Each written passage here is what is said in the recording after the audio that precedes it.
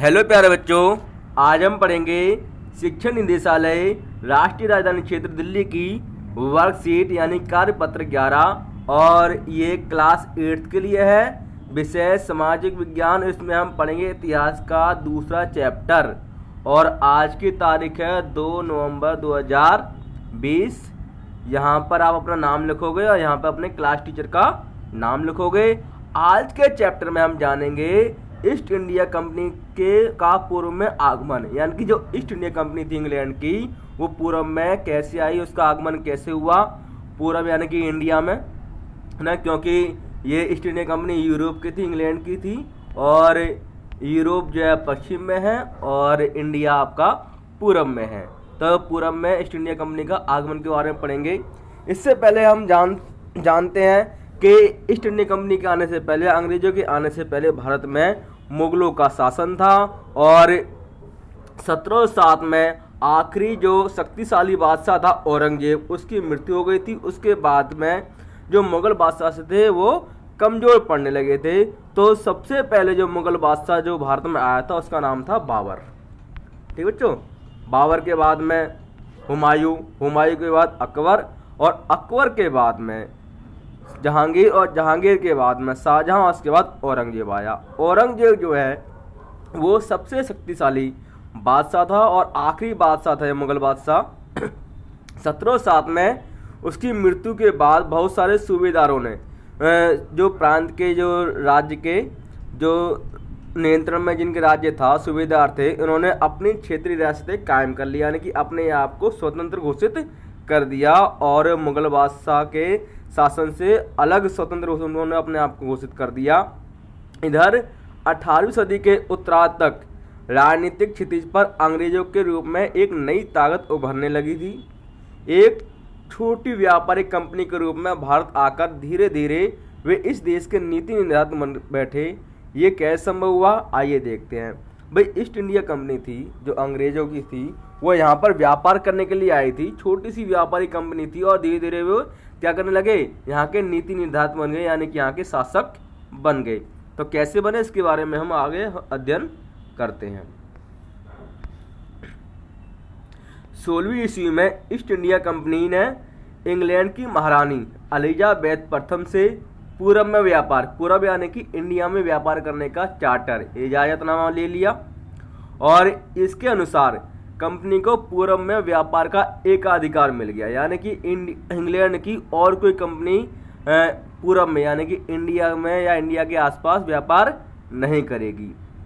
यानी इंग्लैंड की कोई और कंपनी इस इलाके में ईस्ट इंडिया कंपनी से होड़ नहीं कर सकती थी। इसके द्वारा कंपनी समुद्र पार जाकर नए इलाकों को खंगाल सकती थी, वहाँ से सस्ती कीमत पर चीज़ें खरीदकर उन्हें यूरोप में ऊंची कीमत पर बेचकर मुनाफा कमा सकती थी। लेकिन यह शाही दस्तावेज दूसरी यूरोपीय ताकतों, भाई ये तो इंग्लैंड तक ही सीमित था ना शाही दस्तावेज, है ना। यूरोप के जो और देश जैसे फ्रांस हुआ, डच, पुर्तगाल, इनको तो वो मना नहीं कर सकते। तो फ्रांस, डच, पुर्तगाल को पूरब के बाजारों में आने से नहीं रोक सकता था ये शाही दस्तावेज, जब तक इंग्लैंड के जहाज अफ्रीका के केप ऑफ गुड होप का चक्कर लगाकर हिंद महासागर पार कर भारत पहुंचते, तब तक पुर्तगालियों ने गोवा में अपना ठिकाना बना लिया था। आप पढ़ भी चुके होंगे कि सबसे पहले भारत में जो समुद्र की रास्ते से जो आए थे वो आए थे पुर्तगाली। वास्को डिगामा आया था और वो केरल के कालीकट पर आया था। उसके बाद उन्होंने गोवा में अपना ठिकाना पुर्तगालियों ने बना लिया था अंग्रेजों के आने से पहले ही।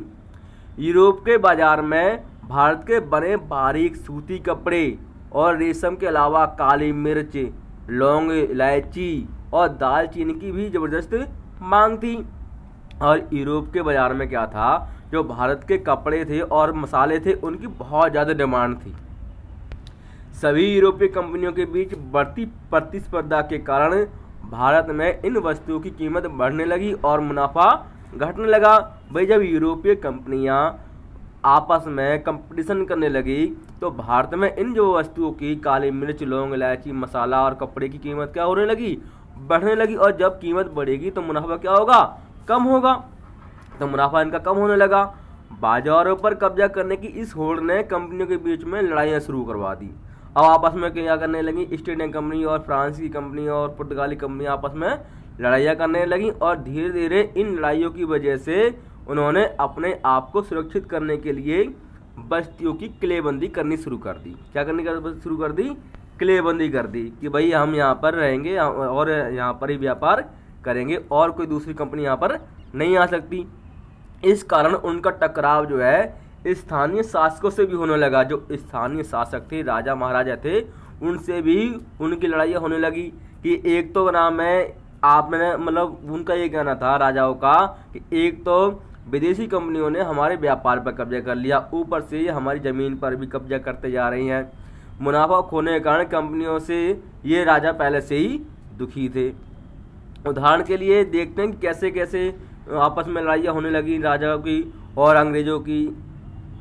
तो उदाहरण के तौर पर बंगाल के सूबे को देखते हैं, बंगाल प्रांत को देखते हैं। 1651 ईस्वी में हुगली नदी के किनारे पर पहली इंग्लिश फैक्ट्री शुरू हुई। पहली इंग्लिश फैक्ट्री कहाँ शुरू हुई?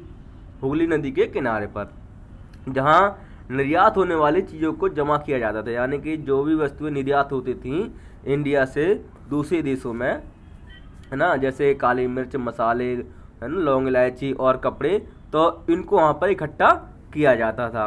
जैसे जैसे व्यापार फैला, कंपनी ने सौदागरों और व्यापारियों को फैक्ट्री के आसपास बसने के लिए प्रेरित किया। कभी कंपनी ने कहा व्यापारियों से, सौदागरों से कि आप भी कंपनी के फैक्ट्री के आसपास ही रहने लग जाओ। 1696 तक आते आते कंपनी ने इस आबादी के चारों तरफ एक किला बनाना शुरू कर दिया। क्या कर दिया? किलेबंदी शुरू कर दी। और 1698 में मुगल अफसरों को रिश्वत देकर 3 गाँव की जिम्मेदारी खरीद ली, जिसमें एक गांव का नाम था कालिका था। कालिका था जो बाद में कलकत्ता बना और अब इसे कोलकाता कहा जाता है। और कोलकाता आज के समय में पश्चिम बंगाल की राजधानी का नाम है। कंपनी ने मुगल बादशाह औरंगजेब से फरमान प्राप्त कर लिया। कंपनी ने क्या किया? मुगल बादशाह औरंगजेब से इजाज़तनामा ले लिया, जिसके अनुसार कंपनी बिना शुल्क चुकाए, यानी कि बिना टैक्स चुकाए व्यापार कर सकती थी। हालांकि यह अधिकार सिर्फ कंपनी को मिला था। किसको मिला? सिर्फ कंपनी को मिला था कि बिना टैक्स चुकाए व्यापार कर सकती थी। परंतु कंपनी के जो अफसर थे वे भी अपना निजी व्यापार, पर्सनल बिजनेस करने लगे और टैक्स चुकाने से मना करने लगे, जिससे बंगाल में राजस्व वसूली बहुत कम हो गया। यानी कि बंगाल का जो टैक्स था वो कम हो गया। नतीजा ये हुआ कि बंगाल के जो नवाब थे मुर्शीद कुली खां, उनसे वो नाराज हो गए और उनका अंग्रेजों का विरोध करने लगे, ईस्ट इंडिया कंपनी का विरोध करने लगे। तो बच्चों, जो ईस्ट इंडिया कंपनी भारत में आई, इसका क्या परिणाम हुआ? और ये पहले एक व्यापारिक कंपनी थी, धीरे धीरे इन्होंने, अंग्रेजों ने यहाँ पर भारत में शासन कैसे करना आरंभ किया, इसके बारे में अगली वर्कशीट में भी हम पढ़ेंगे। उससे पहले जो क्वेश्चन दे रखे हैं, इन क्वेश्चनों को हल कर लेते हैं। 4 क्वेश्चन हैं, इनके उत्तर आपको देने हैं। तो बच्चों, पहला प्रश्न है, ईस्ट इंडिया कंपनी को व्यापार के एकाधिकार चार्टर से क्या फायदा मिला? यानी कि एकाधिकार, यानी कि एक अधिकार मिल गया इसको व्यापार करने का, ईस्ट इंडिया कंपनी को इंडिया में। तो इसको क्या फायदा मिला? ईस्ट इंडिया कंपनी को व्यापार के एकाधिकार चार्टर से ये फायदा मिला कि अब और कोई कंपनी भारत में ईस्ट इंडिया कंपनी से होड़ नहीं कर सकती थी। परंतु कहाँ की? सिर्फ इंग्लैंड की। और देशों की तो कर सकती है ना भाई, क्योंकि जो एकाधिकार चार्टर है वो इंग्लैंड तक ही तो सीमित था, कि यूरोपी इंग्लैंड की महारानी ने इजाज़तनामा था वो। दूसरा प्रश्न है, यूरोपीय व्यापारी भारत के किन वस्तुओं को व्यापार यूरोप ले जाकर बेचना चाहते थे? यूरोपीय व्यापारी भारत के किन वस्तुओं को यूरोप ले जाकर बेचना चाहते थे? धीरे धीरे उनका मुनाफा कम क्यों होने लगा? तो यूरोपीय व्यापारी भारत से सूती कपड़े, रेशम, काली मिर्च, लौंग, इलायची इत्यादि यूरोप ले जाकर भेजना चाहते थे, या बेचना चाहते थे बेटा, या देखना बेचना चाहते थे। बाद में यूरोप से अन्य कंपनियां के आने के कारण कंपटीशन बढ़ गया और उनका मुनाफा कम होने लगा। तीसरा प्रश्न है, बंगाल के नवाब ने ईस्ट इंडिया कंपनी का विरोध करना क्यों शुरू कर दिया? जब कंपनी के अधिकारी तथा कर्मचारियों ने निजी व्यापार करते हुए टैक्स देना बंद कर दिया, है ना, मना कर दिया, तो बंगाल में राजस्व वसूली कम हो गई, इसलिए बंगाल के नवाब ने ईस्ट इंडिया कंपनी का विरोध करना शुरू कर दिया। चौथा प्रश्न है बच्चों, ये प्रश्नों के उत्तर मैं आपको बता रहा हूँ, आप इस अपने अकॉर्डिंग भी इनके उत्तर लिख सकते हो, इनका आंसर लिख सकते हो। किसी क्षेत्र में एकाधिकार किस प्रकार आपके जीवन को प्रभावित कर सकता है? अपने जीवन के किसी उदाहरण द्वारा विस्तार पूर्वक लिखिए। भाई अगर किसी भी क्षेत्र में किसी व्यक्ति का एकाधिकार हो जाएगा तो उसकी मोनोपोली हो जाएगी, यानी कि जो वो करेगा वो अपनी मनमर्जी से करेगा। जैसे अगर मान लो कि आपके क्षेत्र में एक ही कोई राशन की दुकान है ना, और दुकान नहीं है, तो वो सामान भी कहते हैं घटिया देगा, महंगा भी लगाएगा आपको, क्योंकि आप कहीं और नहीं जा सकते है ना, और आपसे ढंग से बात भी नहीं करेगा है ना, तो उसका एकाधिकार है। क्योंकि अगर जहाँ वहीं पर अगर 4 दुकानें खुल जाएं तो चारों दुकानदार आपसे अच्छी तरीके से बात करेंगे, सस्ता सामान देंगे, क्योंकि कंपटीशन होगा आपस में है ना, और बढ़िया क्वालिटी का सामान रखेंगे। तो ऐसे इसका आंसर आपको अपने अकॉर्डिंग लिखना है, पर मैं आपके लिए इसको आसान कर देता हूँ। किसी भी क्षेत्र में जब एकाधिकार होता है तो हमारे अधिकारों का हनन होने की संभावना अधिक होती है। उदाहरण के लिए, जब मैं गर्मियों की छुट्टियों में गांव जाता हूँ तो वहाँ पर फास्ट फूड की एक ही दुकान है, यानी कि समोसे, चाउमीन, बर्गर की एक ही दुकान है, और दुकानदार न केवल ऊंचे दाम वसूलता है, और उसको क्या करता है, वो एक ही दुकान है और तो दुकान है नहीं, तो वो महंगे सामान देता है वो, है ना, और उसकी जो गुणवत्ता क्वालिटी वो भी ख़राब होती है। साथ ही साथ अगर उससे कुछ बोलो ना कि भाई इसमें तो बढ़िया चीज़ नहीं बनाई तुमने, ये ख़राब है, ये ख़राब है, तो कहता है भाई ऐसा है, जाओ यहाँ से, मतलब उसका व्यवहार भी अच्छा नहीं होता है। तो बच्चों अब हम मिलते हैं अगली वर्कशीट में। वीडियो देखने के लिए धन्यवाद।